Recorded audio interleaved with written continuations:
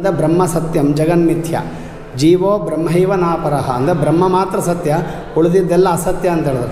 ಹಾಗಾದರೆ ನೀವು ಊಟ ಮಾಡೋದು ಮಲಗೋದು ಎಲ್ಲ ಅಸತ್ಯನ ಅಂತ ಕೇಳಿದ್ರೆ ಅಸತ್ಯ ಅಂತ ಹೇಳಲಿಕ್ಕೆ ಆಗೋದಿಲ್ಲಲ್ಲ. ಅವರು ಊಟ ಮಾಡ್ತಿದ್ರೆ ತೃಪ್ತಿ ಆಗುತ್ತೆ ಅವರಿಗೆ, ಮಲ್ಕೊಂಡ್ರೆ ಸುಖ ಆಗುತ್ತೆ, ಇದೆಲ್ಲ ಸುಳ್ಳು ಅಂತ ಹೇಳಲಿಕ್ಕೆ ಆಗಲ್ಲ ಅವರಿಗೆ. ಅದಕ್ಕೆ ಅವ್ರು ಉತ್ತರ ಏನು ಕೊಡ್ತಾರಂತಂದರೆ, ಈಗ ಪಂಚಮ ಕಕ್ಷೆ ಮುಗಿಸ್ಕೊಂಡು ಷಷ್ಠ ಕಕ್ಷಕ್ಕೆ 6ನೇ ಕಕ್ಷೆ ಹೋಗ್ತಾ ಇದೆ. 6ನೇ ಕಕ್ಷೆಯಲ್ಲಿ ಹುಡುಗರು ವೇದಾಂತ ಗ್ರಂಥ ಪ್ರಾರಂಭ ಆಗ್ತವೆ. ಬುಕ್ಗಳು ತುಂಬ ದಪ್ಪ ಇದ್ದಾವೆ, ಅಲ್ಲಿನಕಿನ ಜಾಸ್ತಿ ಇಲ್ಲಿ ಸುಮಧ್ವ ವಿಜಯ ಹೇಳಿದ್ನಲ್ಲ, ಆಚಾರ ಚರಿತ್ರೆ ಇರುತ್ತೆ ಅಂತ. ಅದು ಶಂಕರಾಚಾರ್ಯ ಹೇಗೆ, ಆಮೇಲೆ ಶಂಕರಾಚಾರ್ಯರು ಅದ್ವೈತ ಮತ ಸ್ಥಾಪಕರು, ಅವರು ಹೇಗೆ ಅದ್ವೈತ ಮತ ಸ್ಥಾಪಕರು, ರಾಮಾನುಜರು ಹೇಗೆ ಅವರು ವಿಶಿಷ್ಟಾದ್ವೈತ ಮತ ಸ್ಥಾಪಕರು, ಅದರಂತೆ ನಮ್ಮ ಶ್ರೀಮದ್ ಮಧ್ವಾಚಾರ್ಯರು ಅವರು ದ್ವೈತ ವೇದಾಂತ ಮತ ಸ್ಥಾಪಕರಾಗಿದ್ದಾರೆ. ಅದು ಅನಾದಿ ಕಾಲದಿಂದ ಈ ದ್ವೈತ ಸಿದ್ಧಾಂತ ಅನ್ನೋದು ಇತ್ತು. ಅದು ಏನಾಗಿತ್ತು ಅಂತಂದರೆ ಅದು ಸ್ವಲ್ಪ ತಿರೋಹಿತವಾಗಿತ್ತು, ಅಂದರೆ ಮುಚ್ಚಿ ಹೋಗಿತ್ತು ಆ ಮತ. ಅದನ್ನು ಮತ್ತೆ ಶ್ರೀಮದಾಚಾರ್ಯ ಅವತಾರ ಮಾಡಿ ಮತ್ತೆ ಪುನರುಜ್ಜೀವನಗೊಳಿಸಿದರು. ಅಂದರೆ ಭಗವಂತ ಮತ್ತು ಜೀವರು, ನಾವೆಲ್ಲ ಜೀವರು, ನಾವು ಭಗವಂತ ಬೇರೆ, ಎಂದಿಗೂ ಕೂಡ ನಾವು ಒಂದಲ್ಲ, ಜೀವಬ್ರಹ್ಮರು ಒಂದಲ್ಲ. ಶಂಕರಾಚಾರ್ಯರು ಏನು ಹೇಳ್ತಾರಂದರೆ ಜೀವನೇ ಬ್ರಹ್ಮ.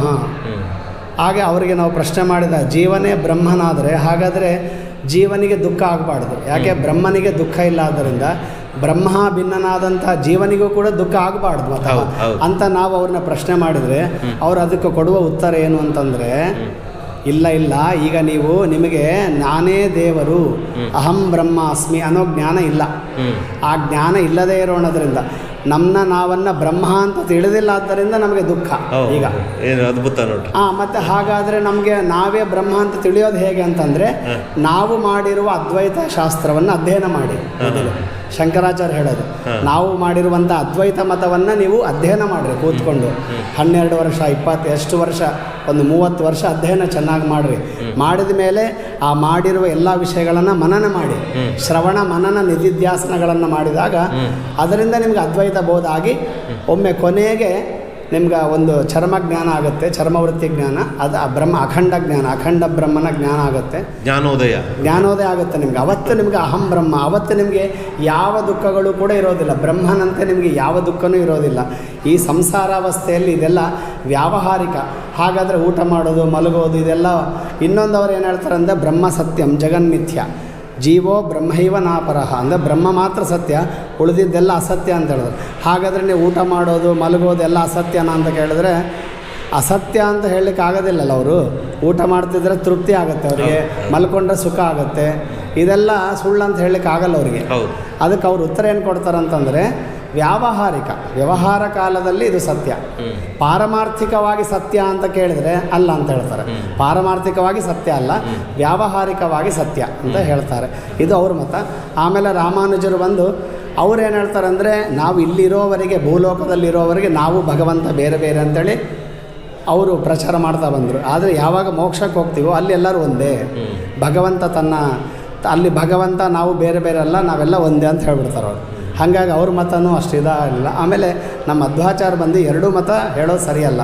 ಜೀವಬ್ರಹ್ಮರು ಯಾವಾಗಲೂ ಕೂಡ ಇಲ್ಲೂ ಅಷ್ಟೇ, ಮೋಕ್ಷದಲ್ಲೂ ಅಷ್ಟೇ, ಯಾವಾಗಲೂ ಬೇರೆ ಬೇರೆಯೇ. ಅವನು ಸ್ವಾಮಿ, ನಾವು ದಾಸರು. ಅವನು ಸೇವೆ ಮಾಡ್ತಾ ಇಲ್ಲಿ ಹೇಗಿರ್ತಿದ್ವೋ ಮೋಕ್ಷ ಹೋದ್ಮೇಲೆ ಕೂಡ ಮೋಕ್ಷದಲ್ಲೂ ಕೂಡ ಆ ಭಗವಂತನ ನಾವು ಆರಾಧನೆ ಮಾಡ್ತಾ ಇರಬೇಕಾಗಿದ್ದು. ಅಲ್ಲಿ ಕೂಡ ನಾವೇ ಭಗವಂತ ಆಗ್ಲಿಕ್ಕೆ ಸಾಧ್ಯ ಇಲ್ಲ ಅಂತ ಹೇಳ್ತಾರೆ. ಆ ರೀತಿ ಮೋಕ್ಷ ಸಿಗಬೇಕಾದ್ರೆ ಏನು ಮಾಡಬೇಕು? ಮೋಕ್ಷ ಸಿಗಬೇಕಂದ್ರೆ ಭಗವಂತ ಅನಂತ ಗುಣ ಪರಿಪೂರ್ಣ, ಅಂದರೆ ಜ್ಞಾನ ಆನಂದಾದಿ ಸಕಲ ಗುಣ ಪರಿಪೂರ್ಣ ಅಂತೇಳಿ ಚಿಂತನೆ ಮಾಡಬೇಕು. ಮತ್ತು ಭಗವಂತನಲ್ಲಿ ಯಾವ ದೋಷಗಳೂ ಇಲ್ಲ ಅಂತ ಹೇಳುವ. ಪ್ರಚ್ಯುತೋ ಶೇಷದೋಷೈ ಸದಾ ಪೂರ್ತಿತಃ, ಅಂದರೆ ಭಗವಂತ ಅನಂತ ಗುಣಗಳಿಂದ ಪರಿಪೂರ್ಣನಾಗಿದ್ದಾನೆ. ಅವನಲ್ಲಿ ಇಲ್ಲದೇ ಇರೋ ಗುಣ ಯಾವುದೂ ಇಲ್ಲ, ಎಲ್ಲ ಗುಣಗಳಿಂದ ಪರಿಪೂರ್ಣನಾಗಿದ್ದಾನೆ. ಆಗ ಗುಣಗಳೇ ತುಂಬಿವೆ ಆದ್ದರಿಂದ ದೋಷ ಇರಲಿಕ್ಕೆ ಸಾಧ್ಯವೇ ಇಲ್ಲ. ಮಾಮೂಲ ಯಾವಾಗ ಗುಣಿತ್ವೇ ದೋಷಾಪತ್ಯ, ಅಂದರೆ ಗುಣ ಉಳ್ಳವನಾದರೆ ಅವನಲ್ಲಿ ದೋಷ ಇರಬೇಕು. ಈಗ ಮನುಷ್ಯರಲ್ಲಿ ಕೆಲವರು ಗುಣವಂತರಂದರೆ ದೋಷ ಇದ್ದೇ ಇರುತ್ತೆ.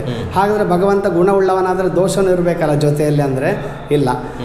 ಅದು ಯಾವಾಗ ಅದು ಮಿತವಾಗಿದ್ದರೆ ಮಿತಗುಣಿಯಾಗಿದ್ದರೆ ದೋಷಿ ಆಗ್ತಾನೆ. ನಮ್ಮಲ್ಲೆಲ್ಲ ಗುಣಗಳು ಮಿತವಾಗಿವೆ, ಅಮಿತವಾಗಿಲ್ಲ. ಆದರೆ ಭಗವಂತನಲ್ಲಿ ಅಮಿತವಾಗಿವೆ ಗುಣಗಳು. ಹಾಗಾಗಿ ಆ ದೋಷಕ್ಕೆ ಆಸ್ಪದವೇ ಇಲ್ಲ. ಹಾಗಾಗಿ ಎರಡು ಮುಖ್ಯವಾಗಿ ನಾವು ಭಗವಂತನ ಉಪಾಸನೆ ಮಾಡೋದು. ಭಗವಂತ ಸಕಲ ಗುಣ ಪರಿಪೂರ್ಣ, ಜ್ಞಾನಾನಂದಾದಿ ಸಕಲ ಗುಣ ಪರಿಪೂರ್ಣ ಮತ್ತು ದೋಷ ದೂರ, ಪಾರತಂತ್ರ್ಯಾದಿ ಸಕಲ ದೋಷ ದೂರ. ಪರತಂತ್ರ ಅಲ್ಲ, ಅವನು ಯಾರ ಅಧೀನನೂ ಅಲ್ಲ, ಅವನ ಅಧೀನ ಎಲ್ಲರೂ. ಲಕ್ಷ್ಮಿಯಿಂದ ಹಿಡ್ಕೊಂಡು ತೃಣಪರ್ಯಂತ ಎಲ್ಲವೂ ಕೂಡ ನರುತೆ ತ್ವತ್ಕ್ರಿಯತೆ ಕಿಂಚನಾರೆ ಅಂತ ವೇದ ಮಂತ್ರ ಹೇಳುತ್ತೆ. ಭಗವಂತ ಅವನ ಪ್ರೇರಣೆ ಇಲ್ಲದೆ ಯಾರೂ ಏನೂ ಮಾಡಲಿಕ್ಕಾಗೋದಿಲ್ಲ.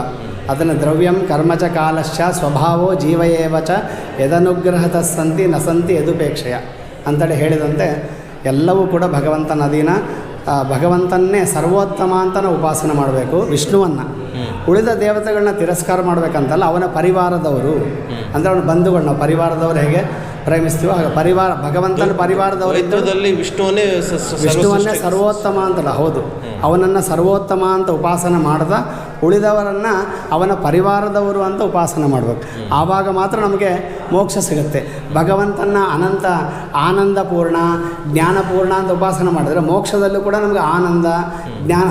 ಇಲ್ಲಿ ಭಗವಂತನ ನಾವು ಹೇಗೆ ಏನೇನು ಅಂತ ಉಪಾಸನೆ ಮಾಡ್ತೀವೋ, ಈ ಗುಣವುಳ್ಳವನು ಈ ಗುಣವುಳ್ಳವನು, ಮೋಕ್ಷದಲ್ಲಿ ಅವೆಲ್ಲ ಗುಣಗಳು ನಮಗೆ ಸಿಗುತ್ತೆ. ಭಗವಂತನ ನಿರ್ಗುಣ ನಿರಾಕಾರ ಅಂತ ಹಿಂಗೆ ಚಿಂತನೆ ಮಾಡಿದರೆ ಮೋಕ್ಷ ಕೂಡ ನಿರ್ಗುಣ ಆಗುತ್ತೆ. ನಿಸ್ಸುಖ ಅಂದರೆ ನಿಷ್ಪ್ರಕಾಶ ಏನು ಇರೋದು ಅಂದರೆ ಅದು ಅಂಥ ಮೋಕ್ಷ, ಅದು ನಿಸ್ವರೂಪವಾದ ಮೋಕ್ಷ ಆಗುತ್ತೆ. ಈ ಭಗವಂತನನ್ನ ಮೂರ್ತ ರೂಪದಲ್ಲಿ ಇಟ್ಕೊಂಡು ನಾವು ಹಿಂದೂಗಳೆಲ್ಲ ಪೂಜಿಸ್ತೇವೆ. ಹೌದು, ಕೆಲವರು ನಿರಾಕಾರವಾಗಿ ನೋಡ್ತಾರೆ. ಈ ನಾವು ಹಿಂದೂಗಳಲ್ಲಿ ಕೆಲವರು ನಿರಾಕಾರವಾಗಿ ಪೂಜಿಸ್ಬೋದಲ್ಲ. ಅದೇ ನಿರಾಕಾರ ಅಂತಂದರೆ ನಮ್ಮಂತಹ ಆಕಾರ ಇಲ್ಲ ಅಂತ ಅರ್ಥ ಅಷ್ಟೇ. ಸಜ್ಞಾನಾನಂದ ರೂಪೋಸೋ ಸಜ್ಞಾನ, ಭಗವಂತನ ಕರಚರಣಾದಿ ಎಲ್ಲ ರೂಪಗಳ ನಿರ್ದೋಷ ಪೂರ್ಣ ಗುಣವಿಗ್ರಹ ಆತ್ಮತಂತ್ರ ಅಂತ ಹೇಳೋದು. ಅಂದರೆ ಮಧ್ವಾಚಾರ್ಯ ಹೇಳೋದು ಅಂದರೆ ಭಗವಂತನ ಗುಣ, ಅವನ ದೇಹ ಅಪ್ರಾಕೃತವಾದ ದೇಹ. ಪ್ರಾಕೃತ ಅಂದರೆ ಸತ್ವರಜಸ್ ತಮಸ್ಸೆಂಬ ಪ್ರಾಕೃತಗಣ ಅಂದರೆ ಪಾಂಚಭೌತಿಕವಾದ ದೇಹ ಉಳ್ಳವನಲ್ಲ ಭಗವಂತ. ಹಾಗಾದರೆ ಅವನು ಸಾಕಾರ. ನಿರಾಕಾರ ಅಂತ ನಾವು ಕೂಡ ಹೇಳ್ತೀವಿ. ಹೆಂಗೆ ನಿರಾಕಾರ ಅಂದರೆ ನಮ್ಮಂತಹ ಶರೀರ ಇಲ್ಲಆದ್ದರಿಂದ ನಿರಾಕಾರ. ಹಂಗಂತೇಳಿ ದೇವರಿಗೆ ಆಕಾರವೇ ಇಲ್ಲ ಅಂತ ಹೇಳಬಾರ್ದು. ಅವನಿಗೆ ಜ್ಞಾನಾನಂದಮಯವಾದ ದೇಹ ಇದೆ. ನಮಗೆ ಕಣ್ಣಿಗೆ ಜ್ಞಾನ ಕಾಣುತ್ತಾ? ಇಲ್ಲ. ಆನಂದ ಯಾವುದು ಕಾಣುತ್ತೆ? ಅದೇ ಒಂದು ಮೂರ್ತಿಯಾಗಿ ಭಗವಂತ ಇದ್ದಾನೆ. ಹಾಗಾಗಿ ಭಗವಂತ ನಮ್ಗೆ ಕಾಣ್ತಾ ಇಲ್ಲ. ನಾವು ಯಾವಾಗ ಭಗವಂತನ ಉಪಾಸನೆ ಮಾಡ್ತೀವೋ ಭಗವಂತನೇ ನಮಗೆ ಕಾಣಿಸ್ಕೊಳ್ತಾನೆ, ಅಂದರೆ ಸಾಕ್ಷಾತ್ಕಾರ ಆಗ್ತಾನೆ. ಕಾಣದೇ ಇರುವಂಥ ಅವ್ಯಕ್ತನಾಗಿ ಇಲ್ಲಿದ್ದಾನೀಗ, ಆದರೆ ನಮ್ಗೆ ಕಾಣ್ತಾ ಇಲ್ಲ. ನಾವು ಯಾವತ್ತು ಭಗವಂತನ ಪೂರ್ಣವಾಗಿ ಉಪಾಸನೆ ಮಾಡ್ತೀವೋ ಅವತ್ತು ದೇವರು ನಮ್ಮ ಮುಂದೆ ವ್ಯಕ್ತನಾಗಿ ಕಾಣ್ತಾನೆ. ಅವ್ಯಕ್ತನಾಗಿರುವ ಭಗವಂತ ವ್ಯಕ್ತನಾಗ್ತಾನೆ. ಇಲ್ಲದೇ ಇರುವ ಭಗವಂತ ನಮಗೇನು ಮುಂದೆ ಬರೋದಿಲ್ಲ, ಇಲ್ಲೇ ಇರ್ತಾನೆ, ಅವ್ಯಕ್ತನಾಗಿರ್ತಾನೆ, ಅಂದರೆ ಕಾಣಲ್ಲ. ನಾವು ಉಪಾಸನೆ ಮಾಡಿದಾಗ ನಮ್ಮ ಎದುರು ಪ್ರತ್ಯಕ್ಷ ಆಗ್ತಾನೆ ದೇವರು, ಅವತ್ತು ನಮಗೆ ಮೋಕ್ಷ. ಇಷ್ಟು ನಮ್ಮ ಒಂದು ಸಿದ್ಧಾಂತ. ಶ್ರೀಕೃಷ್ಣ.